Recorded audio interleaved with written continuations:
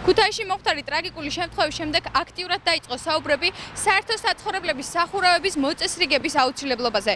შეგახსენებთ, გუშინ სახურავიდან ჩამოვარდნილმა სამშენებლო კონსტრუქციამ 4 წლის გოგონას სიცოცხლე იმსხვერპლა. ადგილობრივების განცხადებით, შენობიდან კედლის ფრაგმენტები ადრეც ჩამოიშალა, თუმცა უბედურ შემთხვევამდე რეაგირება არავის მოუხდენია. მიდიოდა პატარა ბოჭი ფოსტაში ყოფილა ნაკ. პატელე მომეწონა ეს გოგონა. შვილებს გეფიცები დავიწვი, რო დავინახე, გავიდა რო ჩამოწვინა და ამბუშ დაეცა, დედას დაეცა, მისას მე ჩავიკეცე, ესე იგი არ ვიცი. საცოდაობა მოხდა. აგურის ნაწილები და უთხარი მე ხალხს რომ ჩამოწვინდება ხალხს სხერპლი მოყვება, მაგრამ არავინმა დამიჯერა. რეაგირება არ მოუხდენიათ. რა ვქნათო, ვინ გაგვიკეთებს ჩვენ ამას?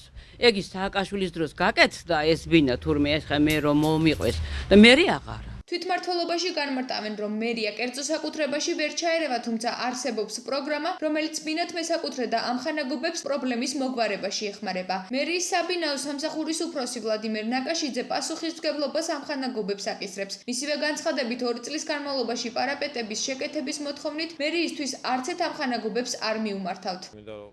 სამძიმარი გამოუცხადო ამ საშინელი ტრაგედიის გამო და სრული პასუხისმგებლობით განვაცხადო, რომ მიმდინარე წელს და გასულ წელსაც 2015 წელს მერიას გააჩნია პროგრამა პარაპეტების რეაბილიტაციის, რომელიც ზუსტად ამ თემაზე ეხება და მიუხედავად პროგრამის არსებობისა, სამწუხაროდ არც ამ ბინიდან და არც სხვა ბინიდან წინადადება პროექტი ამ საკითხთან დაკავშირებით არ შესულა.